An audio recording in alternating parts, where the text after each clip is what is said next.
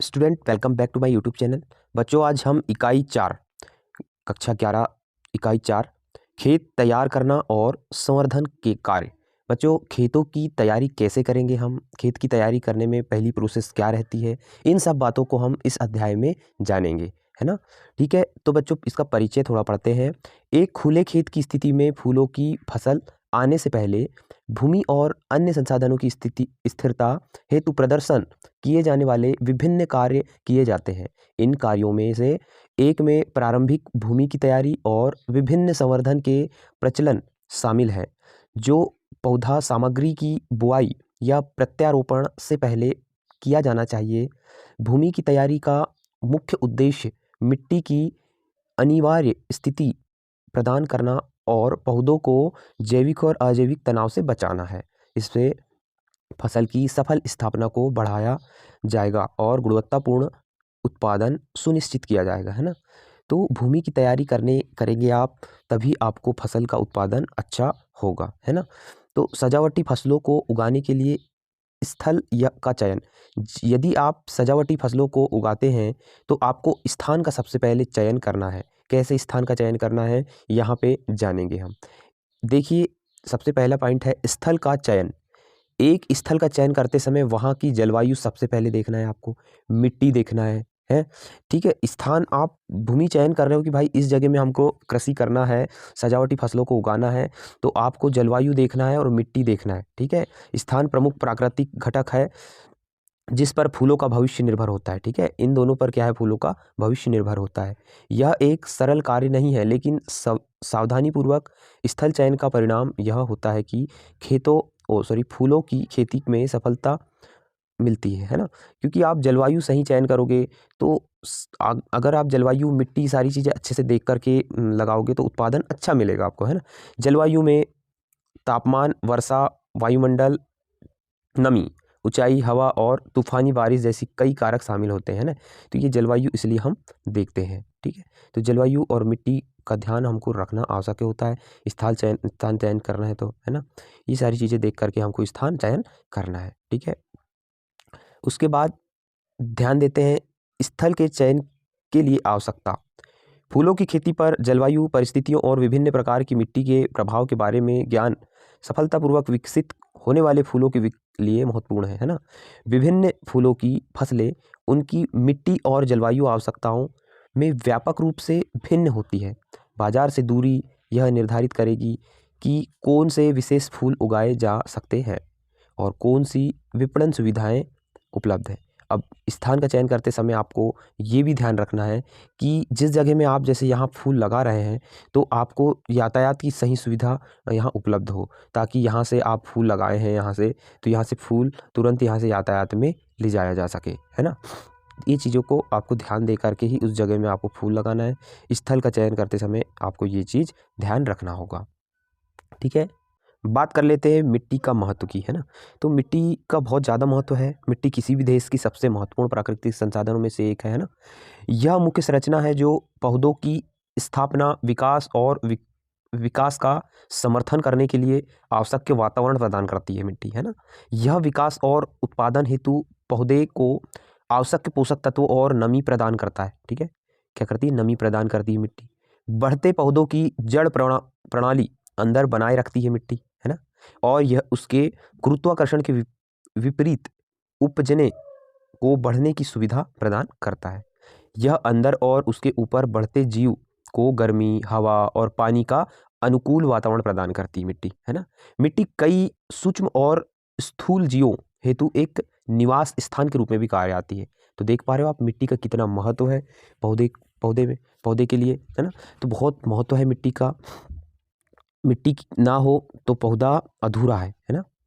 मिट्टी और उसके गुण के बारे में थोड़ा जान लेते हैं। मिट्टी पृथ्वी की ऊपरी खुली परत है। क्या है, ऊपरी खुली परत है ना, जो पोषक तत्व और खनिज से समृद्ध है, जिस पर पौधे बढ़ते हैं और पोषण के लिए निर्भर होते हैं ना।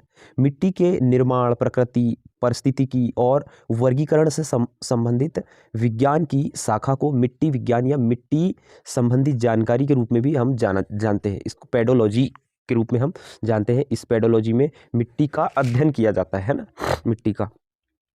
मिट्टी को एक प्राकृतिक पिंड के रूप में भी परिभाषित किया जाता है। काय के रूप में? प्राकृतिक पिंड के रूप में परिभाषित। समझना है बच्चों, है ना, इसको ध्यान से समझते हुए चलना है और 1 से 2 बार वीडियो को देखना है, तब आपको चीज़ें समझ में आएंगी। तो मिट्टी क्या है? एक प्राकृतिक पिंड के रूप में इसको परिभाषित किया जा सकता है, जो पेडोजेनेसिस के परिणाम स्वरूप विकसित हुआ है ना।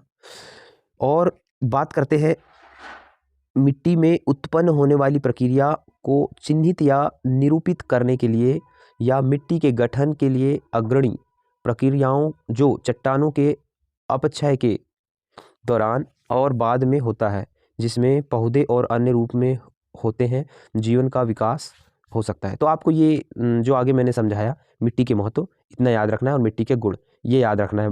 इसके आगे आप देखते हैं मिट्टी के गुण की बात कर रहे हैं, तो मिट्टी के गुण में जो भौतिक गुण है, भौतिक गुण में मिट्टी का रंग की बात कर लेंगे। मिट्टी का रंग आता है भौतिक गुण में, है ना। मिट्टी की संरचना आ जाती है, मिट्टी की संरचना, है ना। उसके बाद में मिट्टी का घनत्व आ जाता है। ये भौतिक गुण पड़ रहे हैं मिट्टी के, है ना। ऐसा क्वेश्चन बन के आ सकता है, मिट्टी के भौतिक गुणों को समझाइए, ये कितने प्रकार के होते हैं, है ना। तो ये कण का घनत्व है। ये सारी क्या हैं? ये मिट्टी के भौतिक गुण है ना। उसके बाद में बच्चों हम बात कर लेते मिट्टी के रासायनिक गुण की बात कर लेते हैं हम। तो मिट्टी के रासायनिक गुण में आ जाएगा कि मिट्टी के अंदर की, जैसे कि मिट्टी का पीएच कितना है, कैसा है, ये रासायनिक गुण में आ जाएगा। मिट्टी की बफरिंग क्षमता कितनी है, ये सारी मिट्टी, और मिट्टी के कोलाइड ये सारी क्या होता है बच्चों? रासायनिक गुण में आ जाता है ना। उसके बाद में हम जैविक गुण की बात करते हैं। तो जैविक गुण क्या होते हैं? मिट्टी में विभिन्न प्रकार के छोटे जीवों और सूक्ष्म जीवों का निवास क्या होता है? मिट्टी में होता है ना। ये केकड़े, घोंगे, केचुए, घुन, शतावरी, कीड़ा, कनखजूरा, कवक, जीवाणु, एक्टिनोमाइसेट, प्रोटोजोआ और नेमाटोड, ये सब क्या है बच्चों? मिट्टी में रहने वाले जैविक जीव है ना। तो इन सब जीवों के माध्यम से ही जैविक गुण प्रदर्शित होते हैं, है ना। तो ये जैविक गुण हो गया। इसके बाद में बात कर लेते हैं सबसे मेन और इम्पॉर्टेंट चीज़, मिट्टी। भारत में मिट्टी कितने प्रकार से है, ये सबसे मेन यहाँ पे चीज़ है।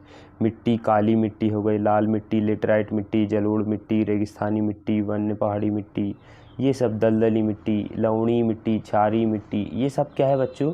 मिट्टी के प्रकार हैं भारत में पाई जाने वाली। एक एक करके हम प्रकारों को समझते हैं। सर्वप्रथम पढ़ते हैं जलोढ़ मिट्टी, है ना।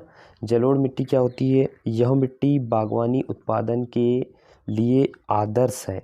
ये मिट्टी नदियों के किनारे पाई जाती हैं। ये बाढ़ की स्थिति के दौरान नदियाँ द्वारा जमा की गई है, ठीक है। तो नदियों द्वारा क्या करके जमा करके लाई गई जो मिट्टी है, वो कौन सी मिट्टी है बच्चों? ये जलोढ़ मिट्टी है। नदियों द्वारा जमा करके लाई, वो बहुत उपजाऊ मिट्टी कहलाती है ये, है ना। उसके बाद में पढ़ते हैं काली मिट्टी। काली मिट्टी गहरी काली से लेकर हल्की काली मिट्टी बहुत उपजाऊ से लेकर बहुत खराब तक होती है। ये मिट्टी कणों में समृद्ध होती है। इसमें क्षारीय प्रक्रिया होती है। ये क्षार, चूने और कैल्शियम के धायन के रूप में प्रचुर रूप में समृद्ध होती है ना। काली मिट्टी का पीएच जो होता है वो 7.2 से 8.5 तक होता है। तो काली मिट्टी क्या होती है? गहरी काली कलर की होती है ना। तो गहरी काली कलर की होती है। और काली मिट्टी का जो के बाद देखते हैं रेगिस्तानी मिट्टी। रेगिस्तानी मिट्टी, ये मिट्टी प्रकृति में रेतीली होती है ना। कैसी होती है? रेतीली होती है और कम वर्षा वाले क्षेत्रों में पाई जाती है ना। ये उच्च पीएच मान के साथ क्षारीय मिट्टी है और अनुत्पादक मिट्टी है। उत्पादन इसमें कम होता है ना। घुलनशील लवणों में समृद्ध होती है और इसमें नाइट्रोजन और कार्बनिक पदार्थ की कमी होती है, ठीक है। तो ये मिट्टी, रेगिस्तानी मिट्टी, ऐसी मिट्टी है जो उपजाऊ नहीं होती है ना, रेतीली टाइप की होती है। अब इसके बाद में वन्य पहाड़ी मिट्टी, ये पहाड़ियों में पाई जाने वाली मिट्टी होती है। ऊंची और निचली ऊंचाई, ऊंची नीची ऊंचाई की बहुत उथली मिट्टी होती है। ये फसलों के उत्पादन हेतु पथरीली और अनुपजाऊ होती है। ये भी, है ना, ये भी अनुपजाऊ होती है। ये वन्य पहाड़ी में पाई जाती है, ठीक है। इसके बाद में लेटेराइट मिट्टी की बात कर लेते हैं। ये मिट्टी बारी बारी से गीली और शुष्क अवधि के साथ उच्च वर्षा की स्थिति में स्वस्थानी का निर्माण करती है। ये लाल और लाल पीले रंग के होती है। भारी बारिश के कारण सतह से गहरे मिट्टी में बेसों और सिलिका की लीचिंग या रिसाव होता है। ये 5 से 6 के पीएच में होती है ना, 5 से 6 पीएच होता है इन मिट्टी का। इनको कहते हैं लेटेराइट मिट्टी, है ना। उसके बाद में पीट दलदली मिट्टी की बात कर लेते हैं। जो देखे होगे अपने तालाब में जो काली टाइप की मिट्टी रहती है और दलदली जगह में पाई जाती है, तो ये पीट दलदली मिट्टी वहाँ पाई जाती है ना। ठीक है, इसके बाद में लाल मिट्टी की बात कर लेते हैं। ये लाल मिट्टी क्या होती है, थोड़ी अम्लीय टाइप की होती है ना। इस तरह की मिट्टी मेटामॉर्फिक चट्टानों के अपक्षय से बनी है। कैसे? मेटामॉर्फिक चट्टानों के अपक्षय के परिणाम स्वरूप होती हैं। ये प्रतिक्रिया में अम्लीय सहित छेदों वाली होती है।